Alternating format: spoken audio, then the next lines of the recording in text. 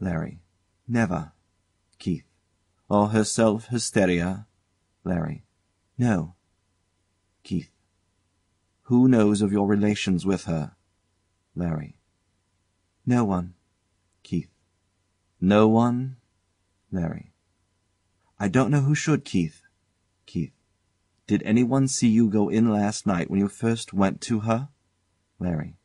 No. She lives on the ground floor. I've got keys. Keith. Give them to me. Larry takes 2 keys from his pocket and hands them to his brother. Larry, rising. I can't be cut off from her. Keith. What? A girl like that? Larry, with a flash. Yes, a girl like that. Keith, moving his hand to put down old emotion.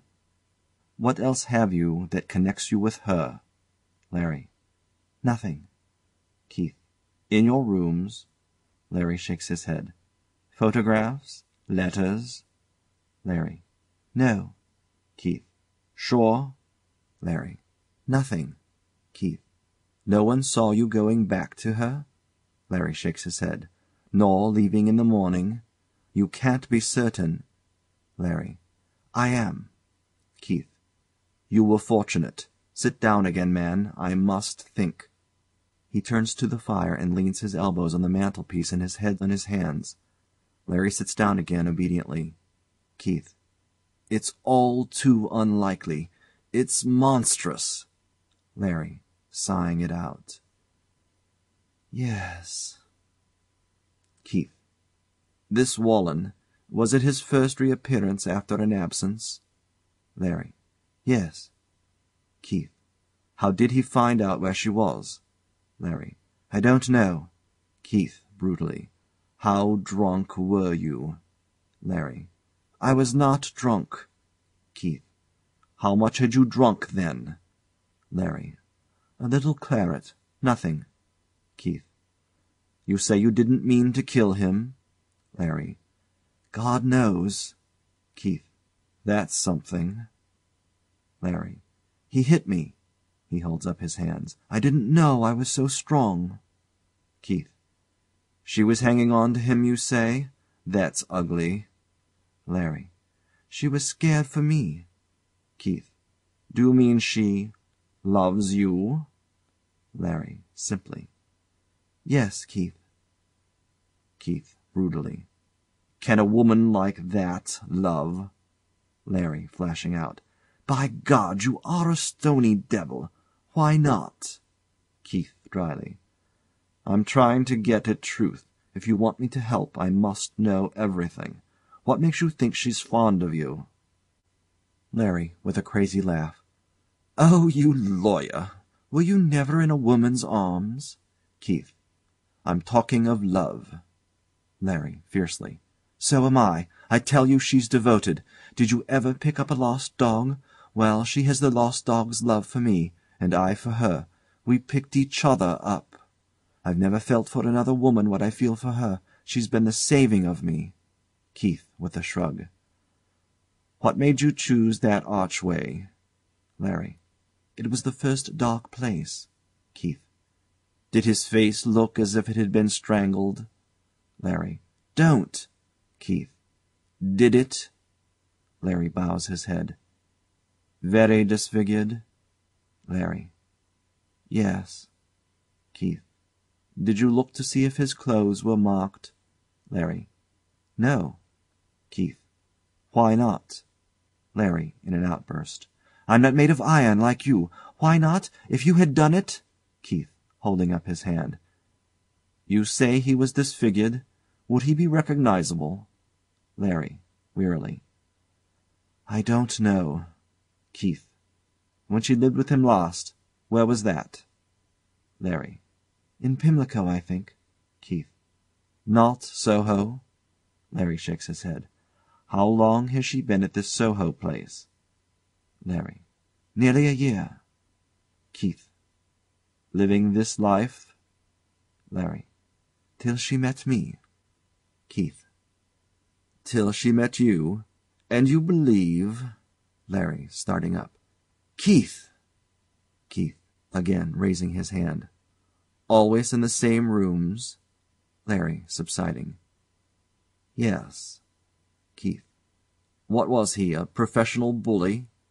LARRY nods. Spending most of his time abroad, I suppose? LARRY. I think so. KEITH. Can you say if he was known to the police? LARRY. I've never heard. KEITH turns away and walks up and down. Then, stopping at LARRY's chair, he speaks. KEITH. Now listen, Larry. When you leave here, go straight home and stay there till I give you leave to go out again. Promise. LARRY. I promise. KEITH. Is your promise worth anything? LARRY. (with one of his flashes.) Unstable as water. He shall not excel. KEITH. Exactly. But if I'm to help you, you must do as I say. I must have time to think this out. Have you got money? LARRY. Very little. KEITH. (grimly.) Half-quarter day. Yes, your quarter's always spent by then. If you're to get away, never mind, I can manage the money. LARRY. (humbly.) You're very good, Keith. You've always been very good to me. I don't know why. KEITH. (sardonically.) Privilege of a brother. As it happens, I'm thinking of myself and our family. You can't indulge yourself in killing without bringing ruin. My God, I suppose you realize that you've made me an accessory after the fact. Me, King's Counsel, sworn to the service of the law, who, in a year or two, will have the trying of cases like yours. By heaven, Larry, you've surpassed yourself. LARRY. (bringing out a little box.) I'd better have done with it. KEITH. You fool! Give that to me. LARRY. (with a strange smile.) No. He holds up a tablet between finger and thumb. White magic, Keith. Just one, and they may do what they like with you, and you won't know it. Snap your fingers at all the tortures. It's great comfort. Have one to keep by you? KEITH. Come, Larry. Hand it over. LARRY. (replacing the box.) Not quite. You've never killed a man, you see. He gives that crazy laugh. Do you remember that hammer when we were boys and you riled me up in the long room? I had luck then. I had luck in Naples once. I nearly killed the driver for beating his poor brute of a horse. But now, my God! He covers his face. KEITH, touched, goes up and lays a hand on his shoulder. KEITH. Come, Larry. Courage. LARRY looks up at him. LARRY. All right, Keith. I'll try. KEITH. Don't go out. Don't drink.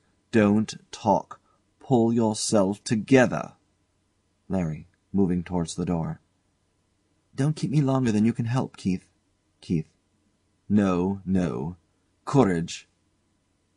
LARRY reaches the door, turns as if to say something, finds no words, and goes. To the fire. Courage. My God! I shall need it.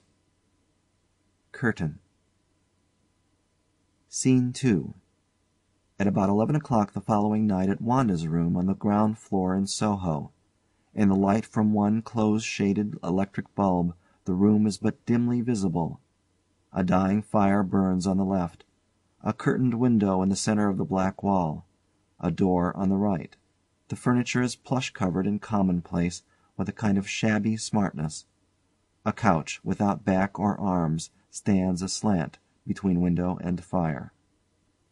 On this Wanda is sitting, her knees drawn up under her, staring at the embers. She has on only her nightgown and a wrapper over it. Her bare feet are thrust into slippers.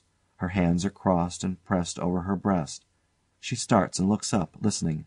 Her eyes are candid and startled, her face alabaster pale, and its pale brown hair, short and square-cut, curls toward her bare neck. The startled dark eyes and the faint rose of her lips are like color staining on a white mask. Footsteps as of a policeman, very measured, pass on the pavement outside and die away. She gets up and steals to the window, draws one curtain aside so that a chink of the night is seen. She opens the curtain wider, till the shape of a bare, witch-like tree becomes visible in the open space of the little square on the far side of the road. The footsteps are heard once more coming nearer. Wanda closes the curtains and cranes back. They pass